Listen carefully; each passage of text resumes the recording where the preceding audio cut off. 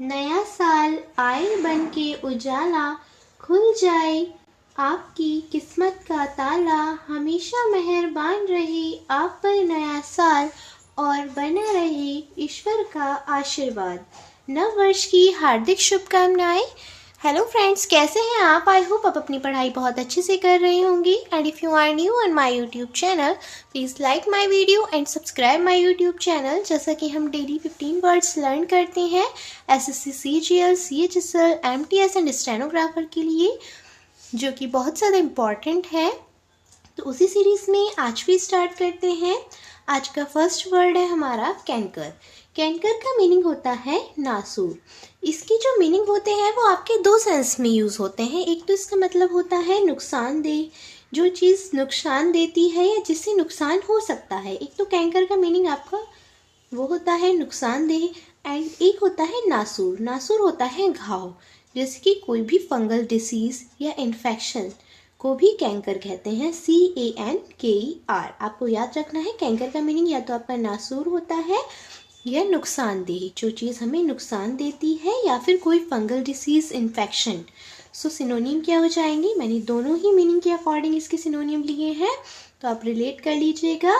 Canker के synonym हो जाएंगे एनी एबल, कि कोई भी नुकसान, फंगल डिसीज़, इन्फेक्शन, हार्मफुल, यानी कि कोई भी नुकसान या फिर नुकसानदेह, कोई भी घाव। नासूर भी क्या होता है? कैंकर होता है। तो कैंकर का मीनिंग क्या होता है? नासूर और नुकसानदेह, या तो कोई घाव, फंगल डिसीज या फिर नुकसानदेह, जो चीज़ हमें नुकसान देती है। So any evil, fungal disease, infection and harmful आपके सिनोनिम हो जाएंगे। कैंकर के एंटोनिम क्या होगा? प्लीजेंट, यानी कि अच्छा, गुड ह्यूमर्ड, यानी कि अच्छा। तो आपको याद रखना है कैंकर का मतलब होता है नुकसानदेह, जो चीज़ हमें नुकसान देती है। Any evil, fungal disease, infection and harmful आपके सिनोनिम हो जाएंगे। एंटोनिम हो जाएगा प्लीजेंट, यानी कि अच्छा, गुड ह्यूमर्ड। नेक्स्ट वर्ड है कैनी। कैनी का मतलब होता है चालाक। कैनी वर्ड यूज होता है जो पर्सन बहुत ज़्यादा एक्स्ट्रा ऑर्डिनरी होते हैं, चालाक होते हैं, उनके लिए कैनी वर्ड यूज होता है। सिनोनिम हो जाएंगे क्लेवर, यानी कि बहुत इंटेलिजेंट, कनिंग, क्राफ्टी, श्रिड। श्रिड का मतलब होता है इंटेलिजेंट। इसमें आप एक वर्ड और ऐड कर लीजिएगा, इंटेलिजेंट। एस्ट्यूट, शार्प, यानी कि शार्प माइंडेड भी जैसा आपका होता है। तो कैनी का मतलब क्या होता है? चालाक। सिनोनियम हो जाएंगे क्लेवर। ये सभी जितने भी आपके वर्ड्स हैं सिनोनियम्स, ये कैनी के लिए, यानी कि चालाक पर्सन के लिए यूज होते हैं। Clever, cunning, crafty, shrewd, astute, sharp, ये सभी आपके सिनोनियम हैं। कैनी के एंटोनियम हो जाएगा, जब कैनी का मतलब होता है चालाक, तो एंटोनियम क्या हो जाएगा? फूलिश, यानी कि जिसको कुछ भी नहीं पता होता है, या मूर्ख। नेव, यानी कि जो अभी बिगिनर है। सो आपको याद रखना है एंटोनियम क्या हो जाएंगे? फूलिश, स्टूपिड या फिर नेव। कैंट। कैंट मतलब होता है खास बोली, किसी भी विशेष जगह की खास बोली को कैंट कहते हैं। सिनोनिम हो जाएंगे jargon, slang, argot and vernacular. तो आपको याद रखना है कैंट का मतलब होता है किसी भी विशेष जगह की या कहीं की भी खास बोली। आपको बस CENT का मीनिंग याद रखना है, क्या होता है? खास बोली, special language of any place. तो सिनोनिम क्या हो जाएगा? Jargon, slang, argot, vernacular. देखिए ये बहुत इंपॉर्टेंट वर्ड्स हैं, jargon, slang, argot and vernacular. आपको याद रखना है, सिनोनिम हो जाएंगे ये आपके कैंट के। नेक्स्ट वर्ड है कैंटनकैरस। कैंटनकैरस क्या होता है? झगड़ालू या चिड़चिड़ा। जो पर्सन बहुत ज़्यादा झगड़ालू होते हैं, हमेशा क्वेरल करने के लिए तैयार रहते हैं, क्वेरलसम होते हैं, उनको क्या कहते हैं? कैंटनकैरस। तो आपकी सिनोनिम क्या हो जाएंगे? क्वेरलसम, यानी कि झगड़ालू। इरिटेटेड, बेलिकॉस। देखिए बेलिकॉस एंड बेलिग्रेंट वर्ड जो है वो हम पहले भी पढ़ चुके हैं। एंगर्ड भी आपका इसका सिनोनिम हो सकता है, एंग्री पर्सन के लिए यूज होता है। तो आपके कैंटिकैरस की सिनोनिम क्वेरलसम। क्वेरल क्या होता है? झगड़ा, एंड क्वेरलसम क्या हो जाएगा? झगड़ालू। इरिटेटेड यानी कि चिड़चिड़ा, बेलिकॉस लड़ाकू, बेलिग्रेंट लड़ाकू, एंगर्ड भी आपका इसका सिनोनिम हो सकता है। तो कैंटिकैरस का मतलब क्या होता है? झगड़ालू या चिड़चिड़ा। क्वेरलसम, इरिटेटेड, बेलिकॉस एंड बेलिग्रेंट आपके सिनोनिम हो जाएंगे। एंटोनिम क्या हो जाएगा? गुड नेचर्ड, यानी कि जिनका अच्छा व्यवहार होता है, जो पर्सन हमेशा अच्छे से बिहेव करते हैं। एफेबल एंड फ्रेंडली, जिनका नेचर फ्रेंडली होता है उनको ये कहते हैं एफेबल। तो आपको याद रखना है आपके एंटोनिम क्या हो जाएंगे? Good नेचर्ड, affable and friendly.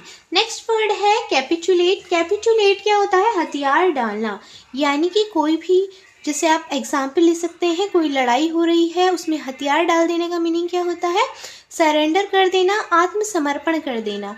तो आपकी सिनोनिम क्या हो जाएंगे? कैपिचुलेट, कैपिट्यूलेट। आपको वर्ड याद रखना है। कैपिट्यूलेट का मतलब क्या होता है? हथियार डालना। तो सिनोनिम आपके हो जाएंगे सरेंडर करना। जैसे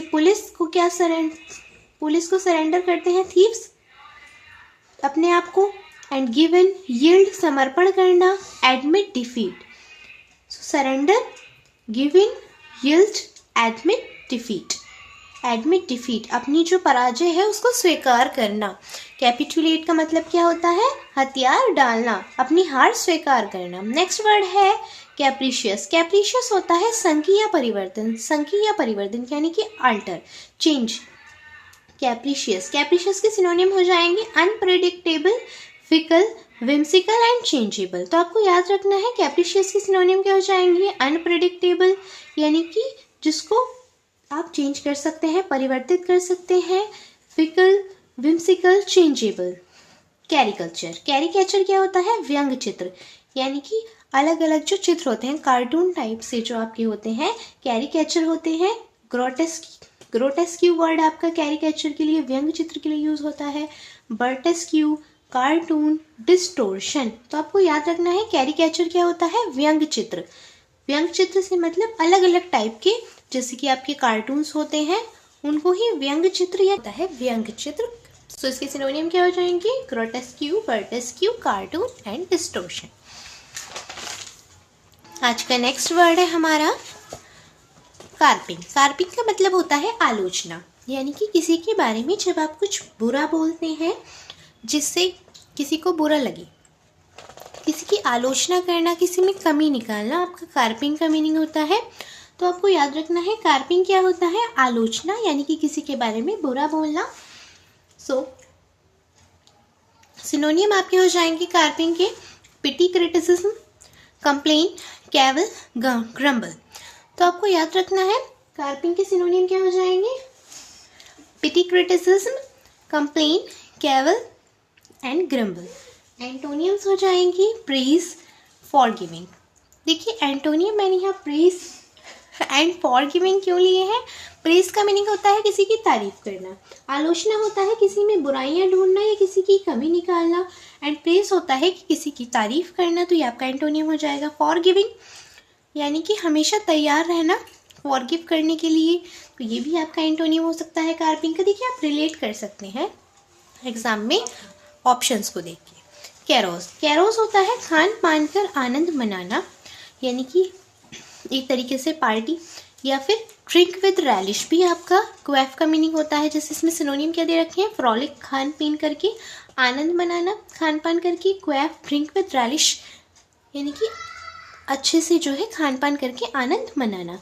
जब कैरोस का मतलब होता है खान पान करके आनंद मनाना, क्वैफ, फ्रॉलिक, एंटोनिम हो जाएगा सैड, यानी कि उदास।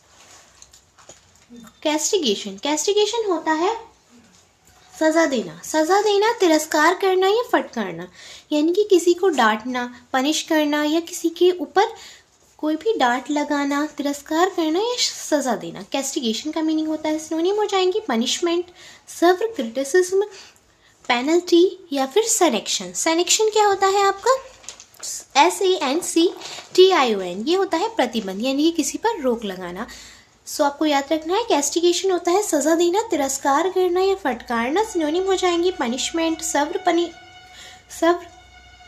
क्रिटिसिज्म या पिटी क्रिटिसिज्म, पेनल्टी या सैंक्शन यानी कि प्रतिबंध लगाना। एंटोनिम हो जाएगा प्रीज, तारीफ करना, ऑनर, रेस्पेक्ट देना, रिवार्ड, किसी को सम्मान देना, एक्सकल्पेट या इनकरेज भी आपका एंटोनियम हो सकता है कैस्टिगेशन का।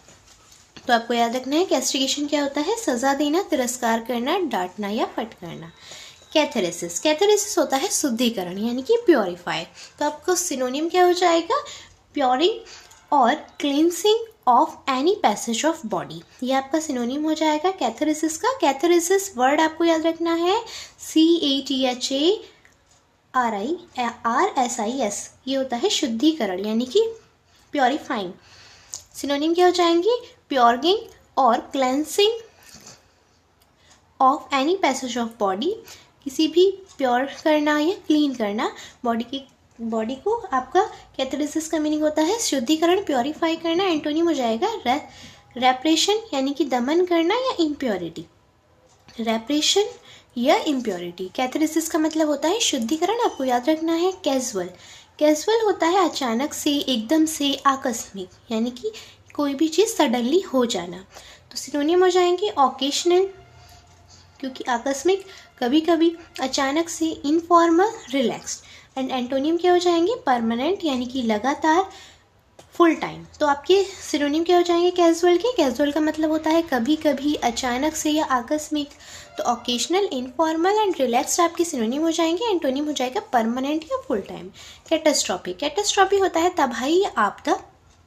कैटास्ट्रॉफी का मतलब आपको याद रखना है, कैटास्ट्रॉफी आपदा होता है। तो कैलेमिटी, ट्रेजेडी, डिजास्टर आपके सिनोनिम हो जाएंगे कैटास्ट्रॉफी के।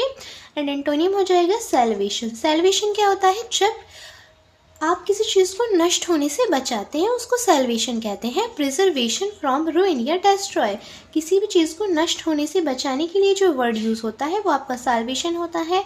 गुड सेंट मतलब हेल्पफुल होता है। तो आपको याद रखना है कैटास्ट्रॉफी होता है तबाही या आपदा। कैलेमिटी, ट्रेजेडी एंड डिजास्टर आपके सिनोनिम हो जाएंगे। एंड एंटोनियम्स हो जाएंगे salvation, godsend and helpful. Curvet, curvet होता है कूदना यानी कि कहीं से भी जंप करना। सिनोनिम हो जाएंगे जंप, गैम्बल, फ्रॉलिक। एंटोनिम हो जाएगा सल्क यानी कि उदास एंड मोप। कैवर्ट आप रिलेट कर सकते हैं। कैवर्ट आप कब करेंगे? कूदेंगे कब? जब आप एक्साइटेड होंगी, आप खुश होंगी।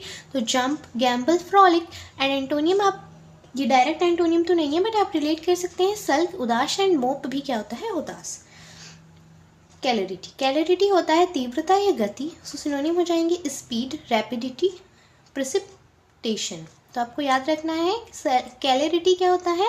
कैलरिटी होता है गति, तेज, तीव्रता। स्पीड आपके सिनोनिम हो जाएंगे कैलरिटी के।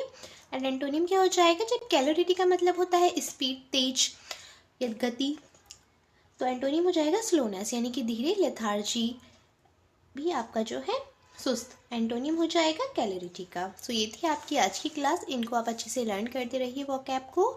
And if you are new on my YouTube channel, please like my video and subscribe my YouTube channel. Thank you so much.